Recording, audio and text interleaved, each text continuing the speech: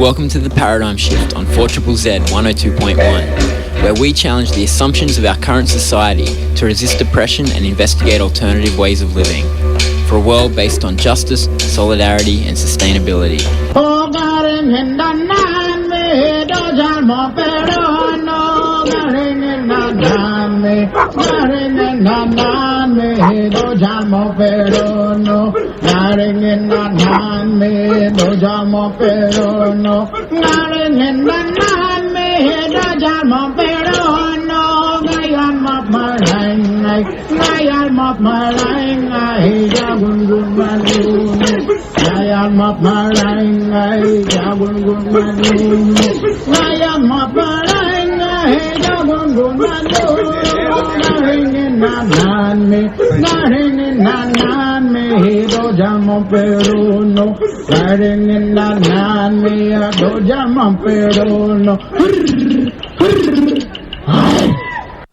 Welcome to The Paradigm Shift on 4ZZZ 102.1 FM.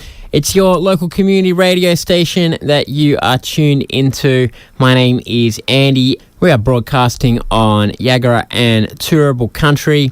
And today on the show, we are going to be delving back into the history of this country and looking back 170 years, in fact, to 1855, when on January 5th, Dundalli, the Aboriginal resistance fighter and lawman of the Aboriginal culture, was executed outside what was the Brisbane jail at the time, what's now Post Office Square.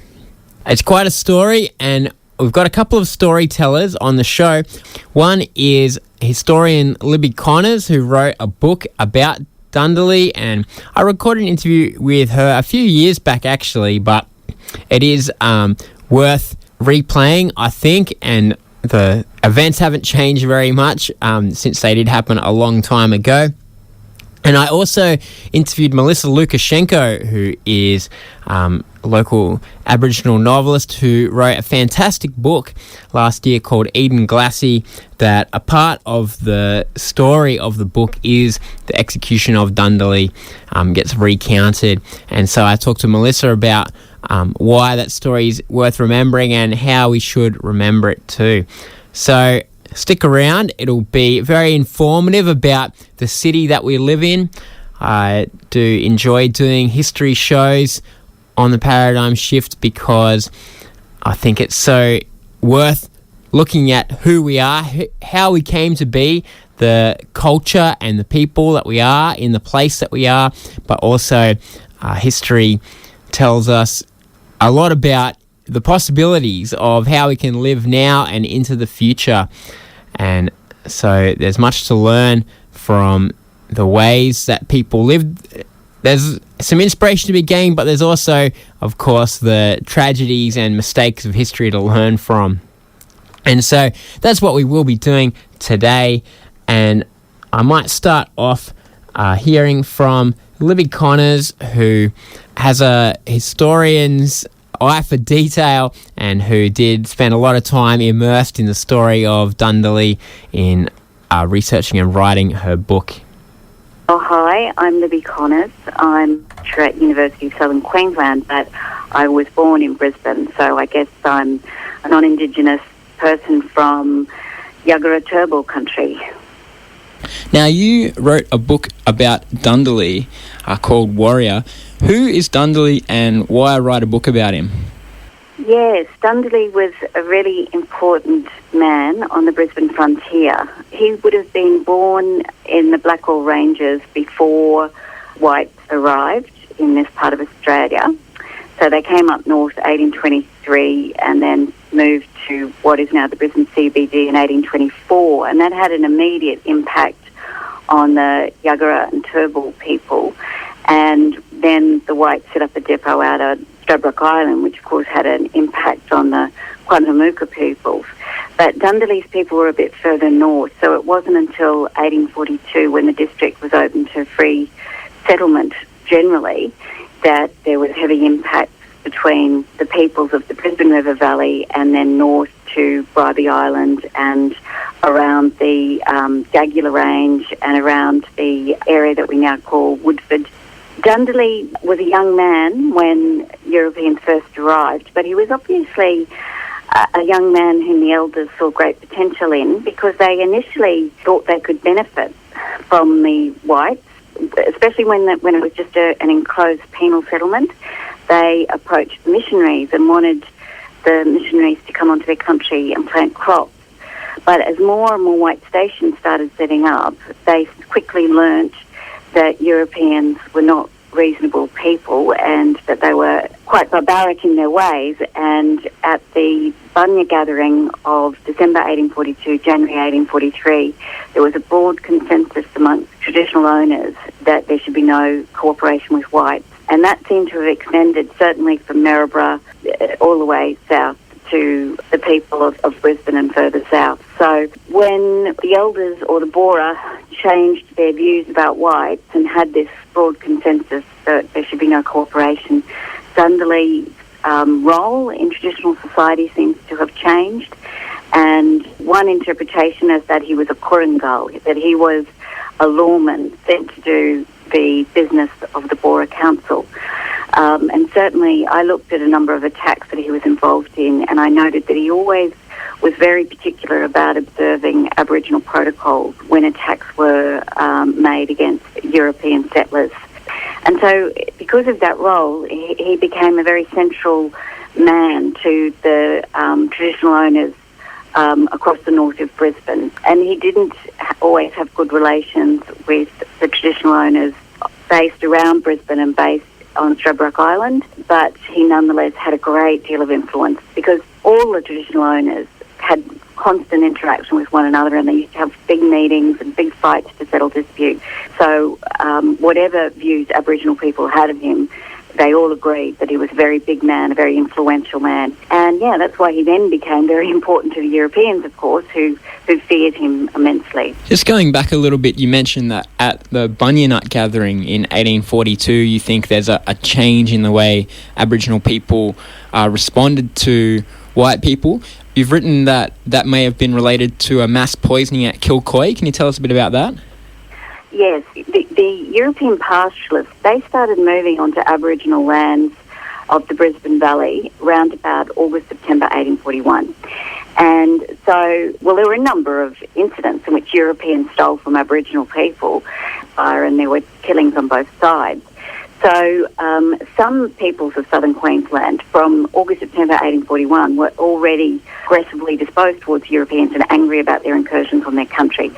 People on the coast were kind of waiting to see if they could benefit, and people around Woodford seemed to have immediately struck a good relationship with the pastoralists, mainly because the Archer brothers who settled around Woodford had a different approach to Aboriginal people to most of the other pastoralists, who were very monocultural in their outlook, very superior in their views and ready to impose their will and use violence towards Aboriginal people, even though the official position of government was that they weren't to be aggressive towards Aboriginal people.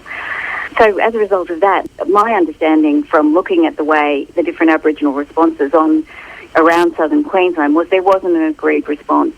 But in February 1842, Evan and Colin Mackenzie were brothers who were involved in setting up Kilcoy Station. They were away that Christmas. The Christmas season, of course, coincided with the big gathering of Aboriginal peoples at Baroon Pocket. Baroon Pocket was one of the important locations for big Bunya meetings. Another location, of course, was in what we now call Bunya Mountains National Park.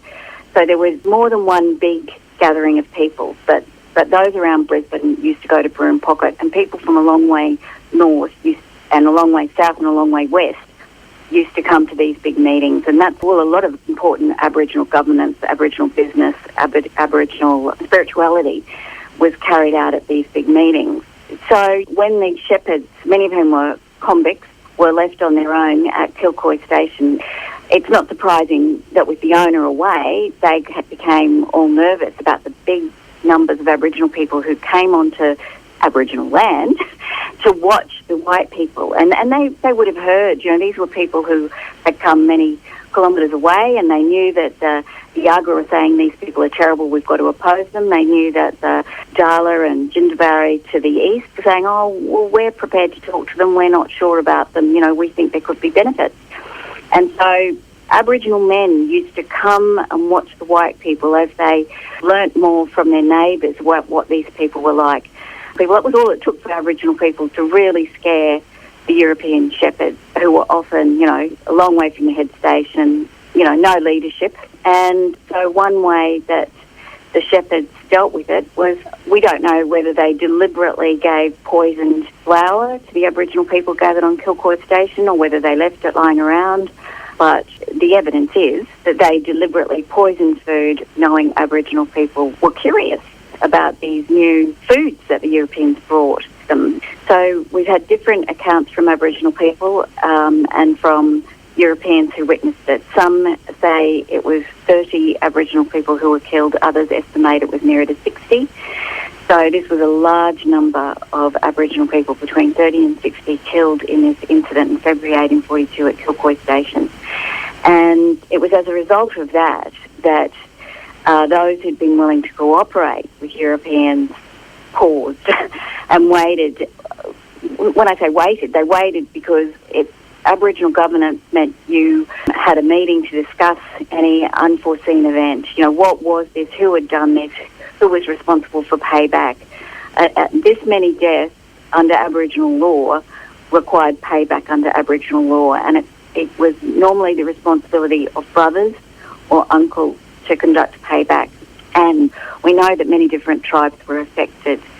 And so there were many meetings following February 1842. I was able to find evidence of a big meeting in April at Woodford, well, what we now call Woodford. It was then Durunda Station.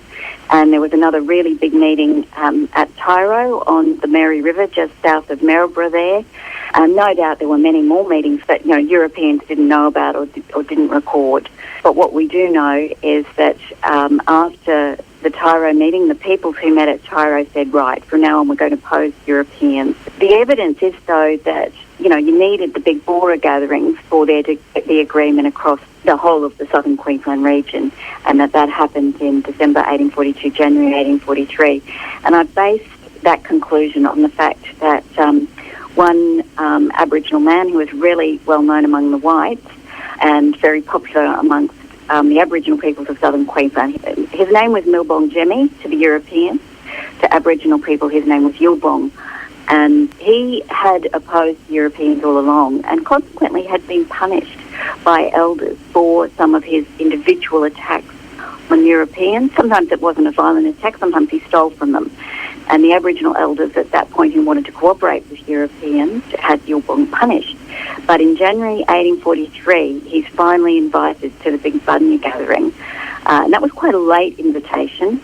And it just seemed that was the Bora saying, all right, Yulbong, we agree. We're going to oppose Europeans. You may now participate fully again in our Bunya gatherings. There seems to have been agreement that no one should cooperate. And we see that immediately in the relationship between the German mission that had been formed at Nunda and Aboriginal people. The Aboriginal people just withdraw from the mission. There's no agreed cooperation. There's sometimes individual Aboriginal women still will have relationships with the mission, but otherwise there's kind of a withdrawal of Aboriginal people.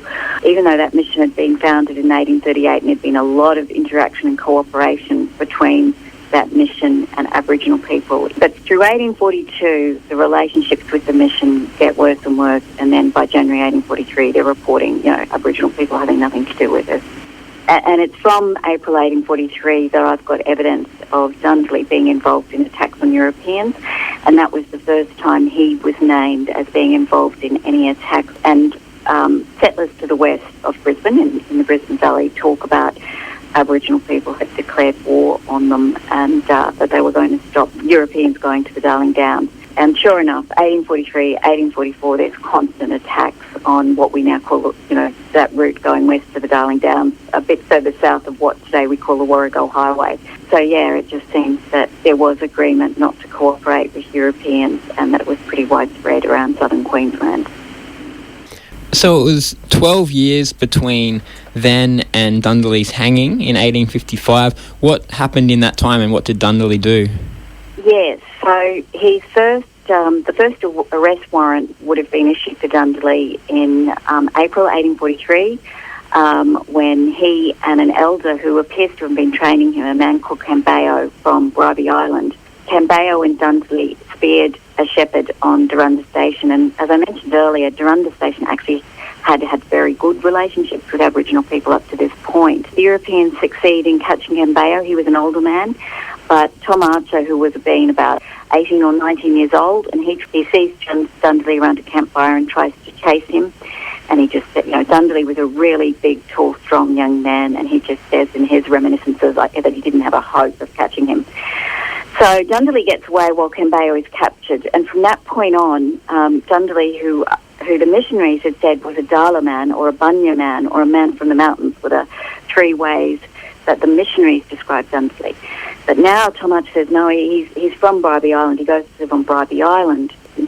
Europeans could only visit Bribey Island by boat, and even the suburb of Nunda was isolated by bush in these years. There's no easy communication with Aboriginal people on Bribey Island. So Bribey Island becomes a kind of sanctuary for Aboriginal people because they know Europeans can only approach the island by sea.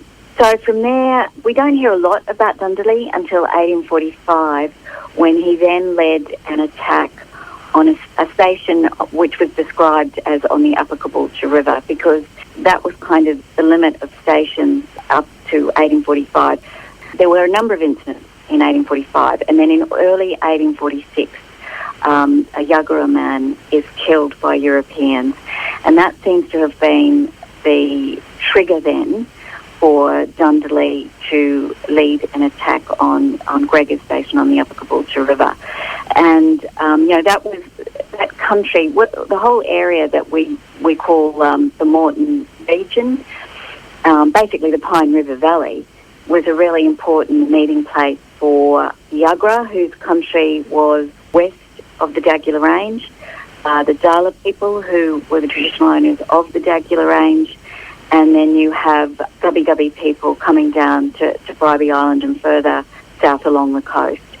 So, that Pine River Valley was really important to Aboriginal people, and because it was kind of a central contact point for a number of important traditional owners around the region.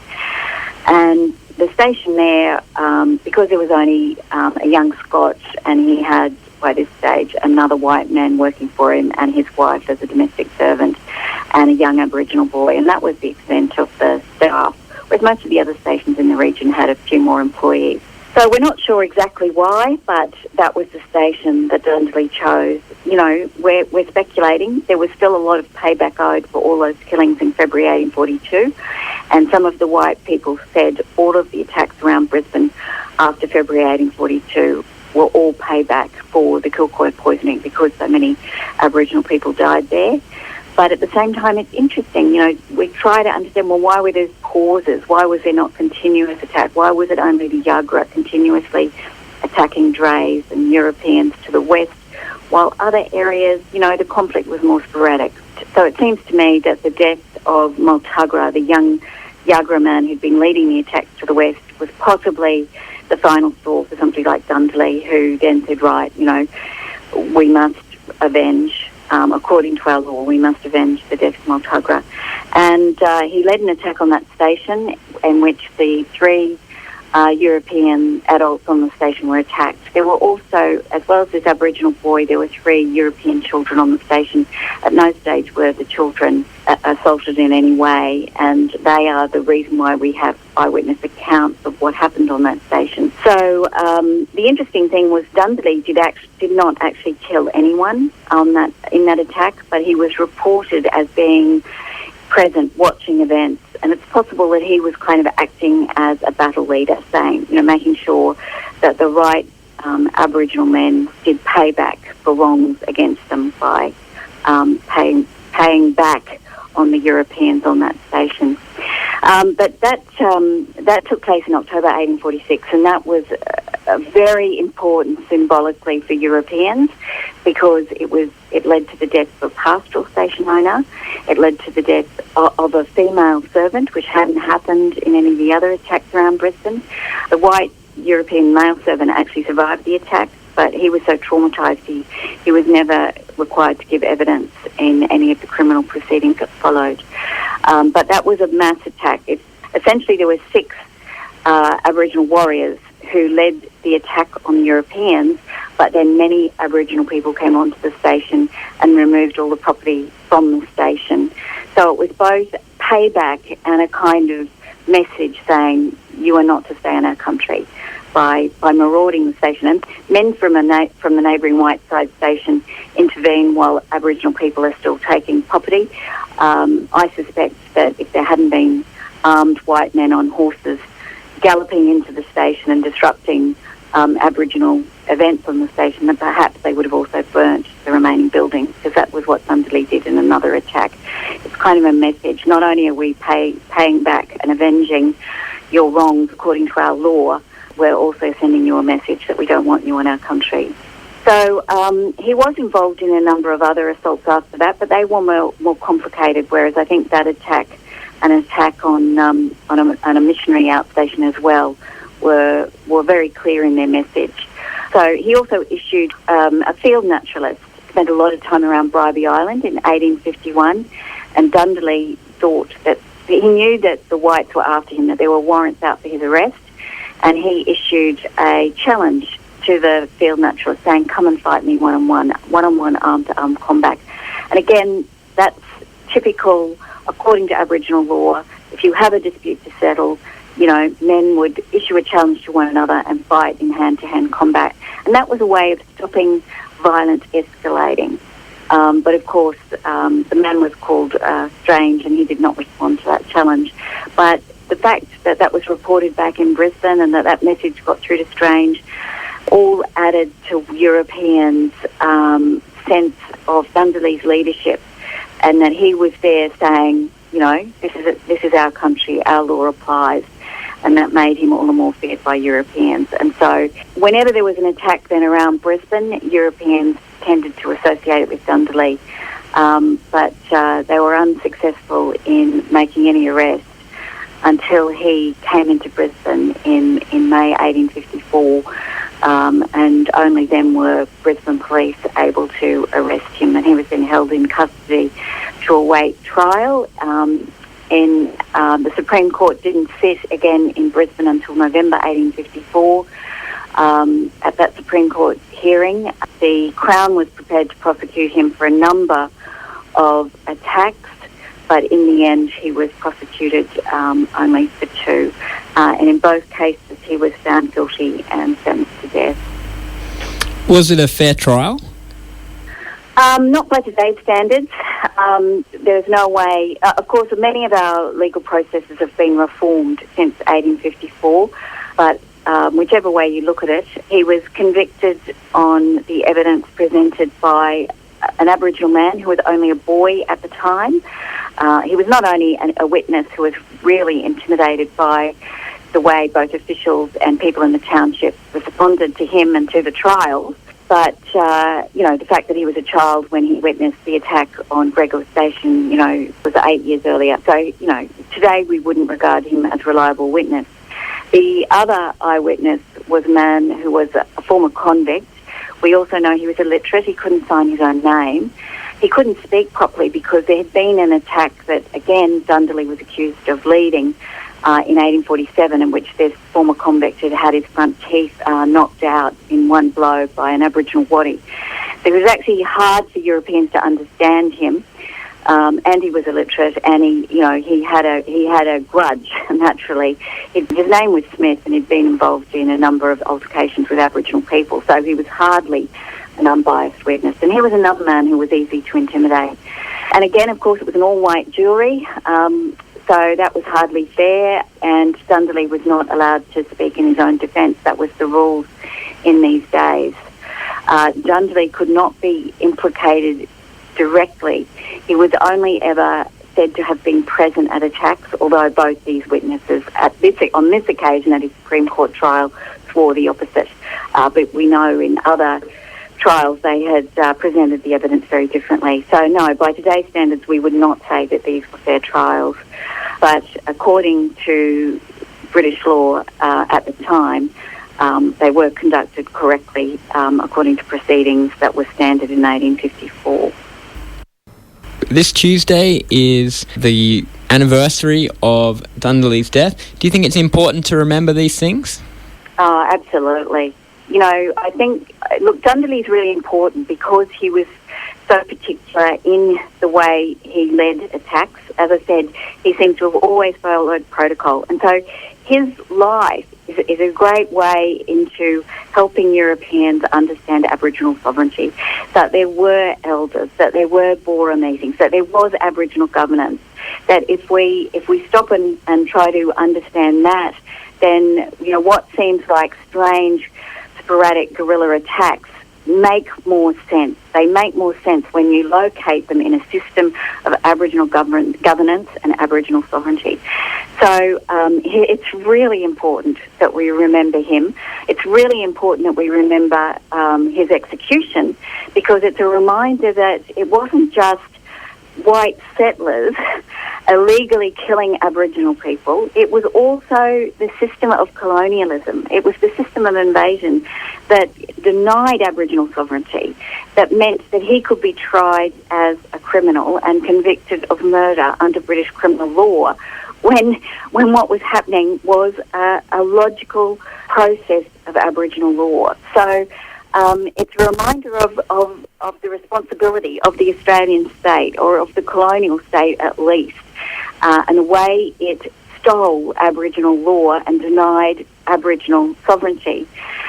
So it brings home the importance of a treaty to this day, that what should have happened in Dundalli's time was that there should have been proper meetings between government officials and those elders that Dundalli answered to.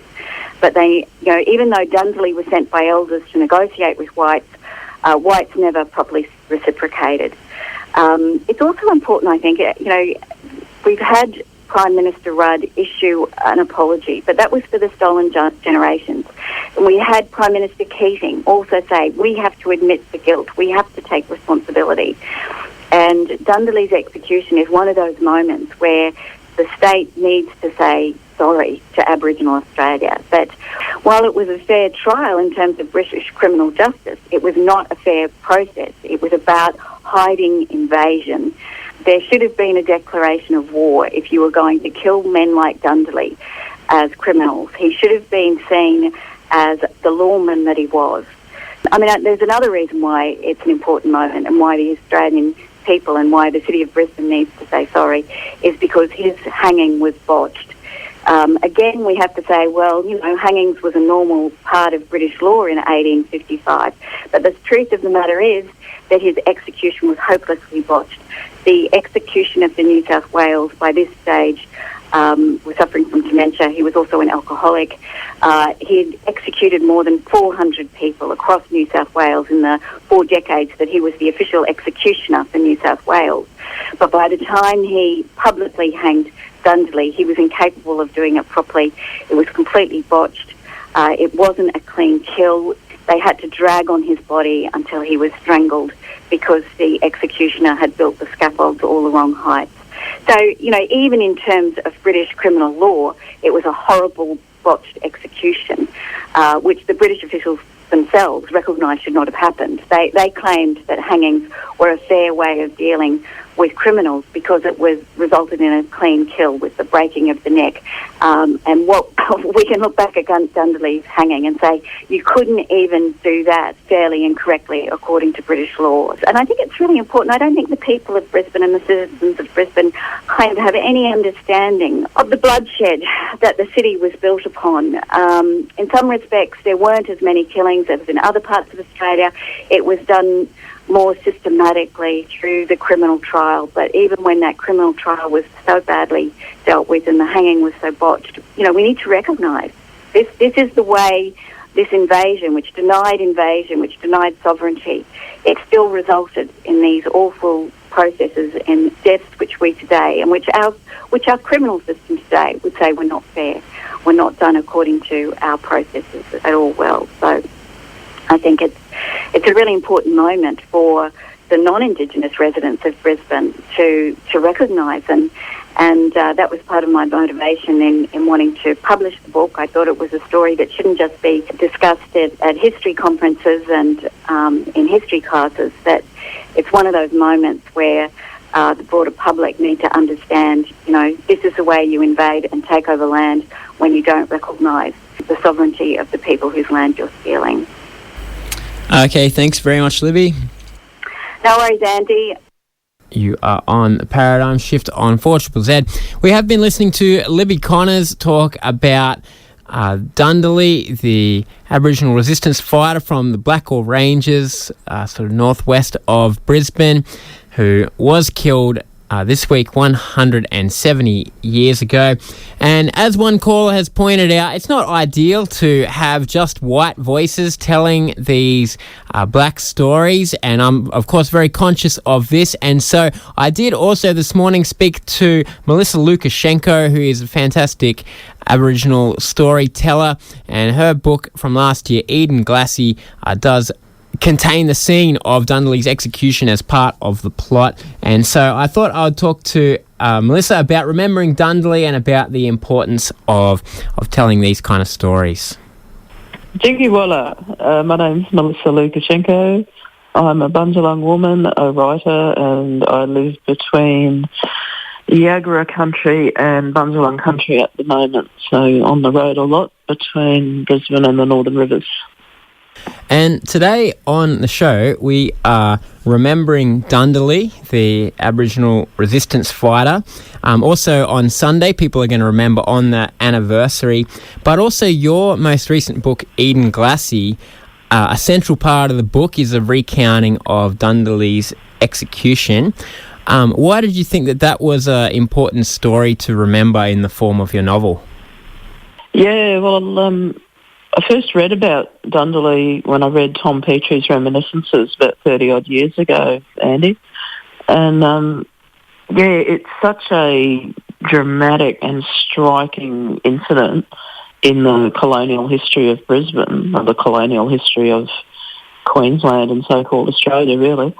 But very few people knew about it, especially back then, but even today, when people have read my book and say, oh my God, I had no idea about this colonial history overall, and particularly about the fact that this amazing resistance leader was hung right in the centre of town, where it's Post Office Square, and everyone goes, walk around with their sandwiches at lunchtime and have no idea that they're walking across ground where a central part of the history of the state happened. To me, it was just begging to be put into a novel. Obviously, white settlers have good reason to forget the brutality of colonialism, but do you think that also for Aboriginal people the story wasn't very well remembered? Yeah, it is a sad fact that often we are denied access to our own history, whether that's through assimilation or whether it's through, family breakup or other sort of factors. So, it's part of the colonising process is to remember what's convenient to remember, forget what's convenient to forget. But on top of that, I also think we live in an age today where history it's not valued very much at all, except in instances like maybe Gallipoli, where the colonising society can make a fetish out of those soldiers that were sent to die, working class men mostly, who were sent across to the other side of the world to die for, the profits of empire or for the reasons of empire. So that's useful to the powers that be. Most history it's taught in exceptionally narrow terms, if it's taught at all, and we're all encouraged to look at our iPhones and think about what's on TikTok and not actually to interrogate where we've come from and who we are as a result. It's interesting there that you bring up Gallipoli, which is a really public and official kind of way of remembering, but also I think people have been grappling with Gallipoli and the context of it, and I guess particularly the way that the masculine warrior is this figure that's valorised in history, whereas other people aren't, you know, the women or the people who did things that were maybe less violent and dramatic, and that this has been something especially women have been trying to look at about how it affects the present, and I guess the way that people see what it means to be a man, and of course there's so many problems with violence and masculinity in our society. I wonder if you have any thoughts about, you know, remembering Dundalli and this kind of idea about the way that violence is kind of valorised in our culture. Yeah, it's an interesting question. I mean, there's been the attack in New Orleans in the last couple of days, and that man was a veteran of the Afghanistan conflict. And so, you know, exactly that kind of war experience. It doesn't stay on the battlefield. It comes home and enters the domestic arena, of course. One other thing, too, is that the last acknowledged massacre of Aboriginal people at, I think it's Coniston, in the Northern Territory in 1928, that massacre was perpetrated as a result of what happened when a Gallipoli veteran was in the area. I think he raped an Aboriginal woman or he killed Aboriginal people, one of those two things. And there were reprisals from the Aboriginal people against him, and then that led to their massacring. So, you know, that was Gallipoli coming back home to Aboriginal land. Yeah, look, Dundalli was a warrior, as Libby Connors, you know, titled her book Warrior. And, you know, the front image on her book is a man with scarring all over his back. And that's typical of the body of a man who fights in hand-to-hand combat. But what that image doesn't portray, and what Libby, I think, says in her book, is that this isn't random conflict. It's not the brutality of war per se. It's the violence of a justice system. So it's legal violence, if you like. I mean, certainly there's a whole heap of untold stories about the role of women in Aboriginal law and, you know, what women did on the frontier. I'll never forget reading a story in the parliamentary papers years ago up in Cape York, and a woman who's face-to-face with the colonisers for the very first time, doing whatever they're doing, you know, taking land or harassing her or, you know, threatening children. And they come up to her and she just spits fair in the face of this coloniser, and he pulls his gun out and shoots her dead on the spot. You know, that was her form of resistance, and it lives on in me remembering that. And, you know, maybe I'll write about her one day. Certainly women were and had to be as brave as the men. Yeah. Well, in Eden Glacier, it's a story that has two timelines, one back in 1855 and the other in today's time. And so I guess my question is, how does this story that happened 170 years ago affect life today for Aboriginal people or anybody living in this city? Well, it's a hidden history. It's there beneath a veneer of, you know, a modern cosmopolitan city, that if you take the time to dig a little bit deeper, you know, you'll find that Aboriginal culture and Aboriginal law underpin so much of modern life here. You know, all of our major thoroughfares are built on Aboriginal walking trails. You know, everything from Logan Road to the Ipswich Road out to Ipswich, and every other original main road from the colonial era was built on Aboriginal walking trails. So people are literally walking in our footsteps, you know. And in Aboriginal tradition and lots of different mobs, when you walk in someone's footsteps, that invokes a kind of love magic, you know. So if you walk in someone's footsteps, you're encouraging them to fall in love with you. So we're still waiting for white fellas to fall in love with us, but, you know, we live in hope.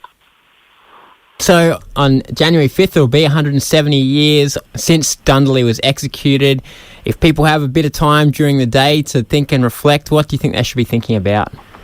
Yeah, we'll come down to Post Office Square for the ceremony. I think, you know, everyone's welcome, as long as you're not there to stir shit. Everyone's welcome to come in a respectful way and just remember that there was a resistance leader called Dundalli who did have a family and a country. His family and his country are still around today. And remember that he was protecting a civilization. You know, he was not a warrior coming out of a culture that glorified war. He was a man of justice coming out of a system of government that preceded the Westminster system of government by thousands and thousands and thousands of years.